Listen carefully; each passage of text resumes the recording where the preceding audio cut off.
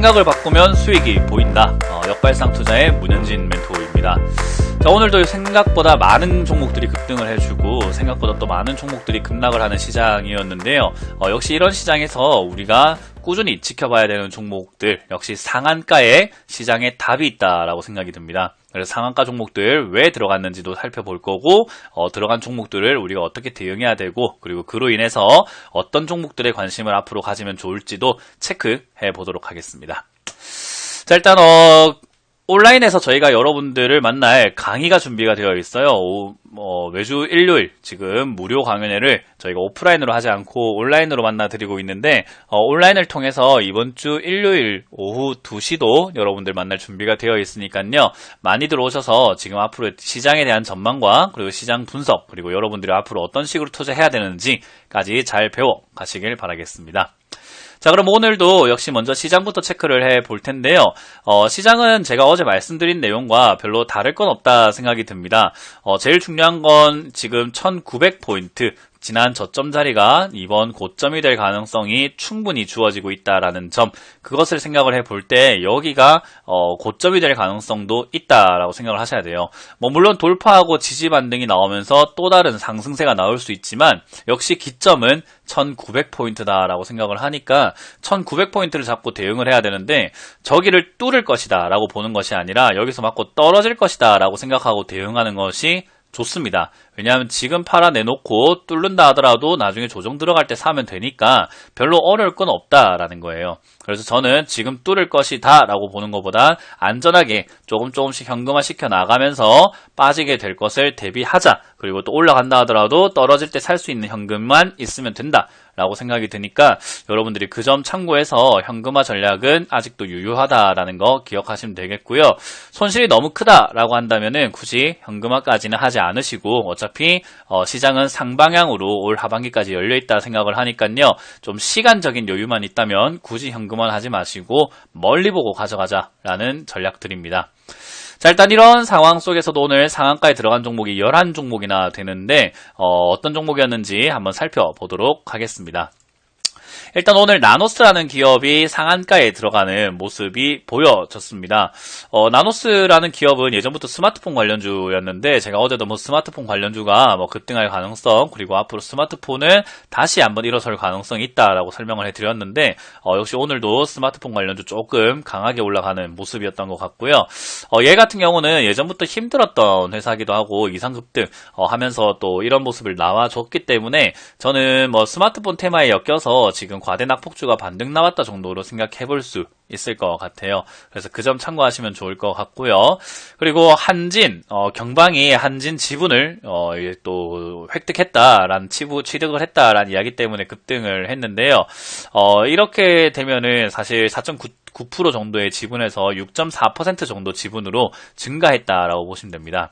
아무래도 이렇게 급등락을 반복하고 있는 한진그룹 역시나 지분 때문에 급등락을 하는데, 지분으로 이렇게 올라온 기업들 중에서 그렇게 흥한 기업 별로 없었던 것 같거든요. 그래서 너무 급등한다고 해가지고 너무 여러분들이 달려 드시기보다는 저는 적당히 이렇게 수익을 낼 수 있는 부분들을 내시고 신규 진입을 안 하시는 게 좋다.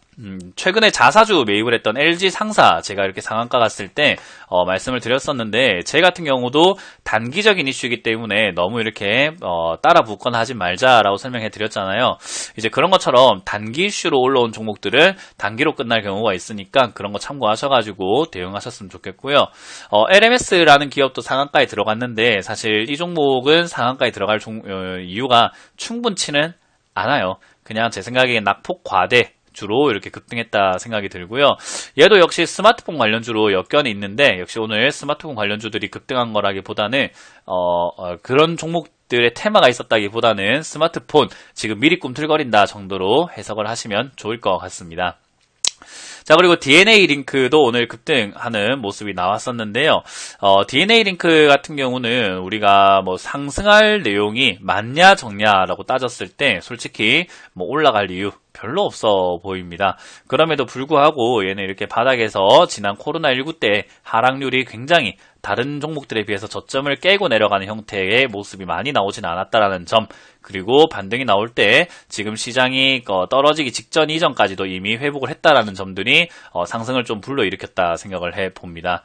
그래서 이제 그런 상황들이 맞물려져서 급등을 한 거라서 이게 앞으로 계속 올라갈 것인가에 대한 뭐 의문이 남으실 텐데요. 저는 올라간다라기보다는 뭐 한두 방 정도의 오버슈팅이 나오고 난 다음에 빠질 가능성이 높다. 그리고 얘는 테마도 그렇게까지 강력하진 않기 때문에 뭐 유전자 관련주기 때문에요. 뭐 코로나19에 엮이면 갈 수 있겠지만 지금 당장은 너무 이쪽에 관심 가지시기보다는 정확하게 어떻게 움직이는지, 지금 코로나19 진단키트 해외 수출 계약이 체결됐다고 급등했다 하는데 뭐 역시 코로나는 요즘에 좀 진짜 아무거나 다 코에 걸면 코걸이, 귀에 걸면 귀걸이식으로 올라오고 있지 않나 싶습니다. 그래서 조심하시길 바라겠고요. 나우 아이비도 마찬가지죠. 투자사 바이오포아가 이제 코로나19 백신 후보 물질을 우선 협상자 선정했다라는 이야기와 함께 급등을 했는데, 나우 아이비가 투자한 회사가 코로나19 백신 후보 물질 뭐 가능성이 있다라는 뭐 그런 이야기라고 보시면 돼요. 뭐 참 말이 안 나옵니다. 요새 코로나19 관련주 너무 급등하고 있으니까요. 이런 종목들은 좀 이제는 슬슬 걸을 때가 되지 않았나, 이제부터는 조금 걸러서 봐도 되지 않나 생각을 해보고요. 경방이라는 종목, 역시 이 종목 한진 지분 취득하면서 한진과 나란히 급등한 모습이어서요. 이 종목은 딱히 저도 이렇게 우하향하고 너무 오래 했기 때문에, 이렇게 우하향 너무 오랜 한 회사는 이렇게 V자 급등보다는 횡보, 박스권으로 움직일 가능성이 높기 때문에 그 점 참고하셔서 여러분들 탈출 전략 짜시는 게 좋지 않을까 싶습니다. 그리고 어제 설명해드렸던 페이퍼 코리아라는 기업, 제가 어제도 설명해 드렸지만 이 기업을 지분을 들고 있는 유암코라는 회사를 싸게 사서 비싸게 파는 그런 회사라고 보시면 되겠습니다. 그래서 이 회사가 이렇게 급등하고 올라온다라는 것은 앞으로 이제는 좀 회생할 가능성, 살아날 가능성이 충분히 있다라는 것을 우리가 염두에 볼 수 있다라고 보면 되니까, 지금 당장에 급등한다고 급등주로서 따라 붙으시는 것보다는 역시나 나중에 조정을 받고 난 다음에 자리를 잡고 투자 가치를 충분히 판단하시고 여러분들이 저점에서 좀 오래 들고 갈 생각으로 투자하시는 게 어떨까? 그게 아니라면은 굳이 따라 붙지는 말자. 그렇게 탄탄한 기업이라던가 좋은 기업은 아니기 때문에 그 점 참고하시면 좋을 것 같습니다. 그리고 오늘 영흥기업이 또 급등하고 있는 모습인데요. 영흥기업도 역시나 지금 철강 업종들이 이제 앞으로 좀 상승을 할 것이다. 철강 업종이 동남권 신공항을 추진한다라는 이야기 때문에 영흥철강, 그리고 영화금속 이런 것들, 그리고 예전부터 신공항 하게 되면은 또 동방선기 이런 것들이 이렇게 또 급등하는 모습인데, 이제 하다하다 테마가 할 거 없으니까 또 신공항 한번 또 들어올리는 것 같은 느낌이 듭니다. 신공항 테마도 결국 이제 정치권으로 좀 용이 될 뿐인 것이, 사실은 엄청나게 수혜를 보거나 엄청나게 좋은 테마 라고 말하기에는 아직까지 사업이 시작이 된 것도 아니고, 그리고 시작이 되어가지고 어떤 업체가 수혜가 볼 것이다 라는 어떤 뚜렷한 테마가 만들어진 건 아니라서 일시적일 가능성이 높다라고 봅니다. 그래서 이런 것들 참고하시면 좋을 것 같고요. 역시 이제 서울 리거 반등 급등해주고 있는 모습인데, 요 종목도 사실 그렇게까지 좋은 기업이다라고 말하기는 힘들 것 같아요. 그래서 이런 것들 여러분들이 바닥에서 반등 나와서 상한가 들어갔다 해서 따라 붙으시면 안 된다 생각이 들고요.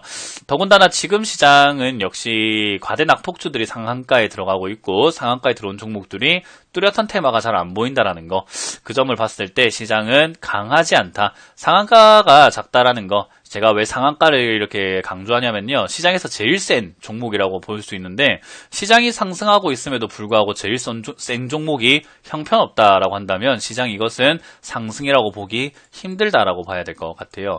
예를 들어서 우리가 어떤 학교에 전교 1등이 있어요. 우리 학군을 나눌 때 전교 1등을 이야기하잖아요.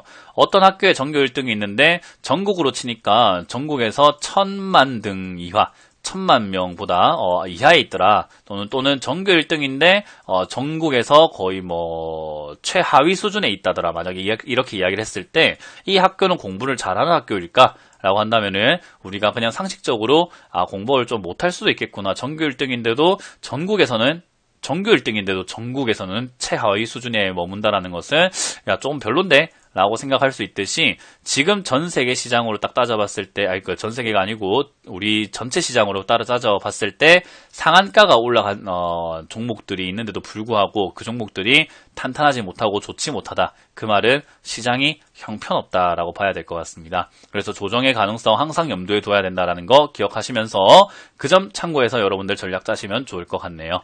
자, 오늘도 이렇게 역발상 투자로 여러분들과 상한가 종목들 다 살펴봤는데 도움이 되셨다면 좋아요 꼭 눌러주시길 바라겠고요. 이렇게 마쳐보도록 하겠습니다. 지금까지 역발상 투자의 문현진 멘토였습니다. 고맙습니다.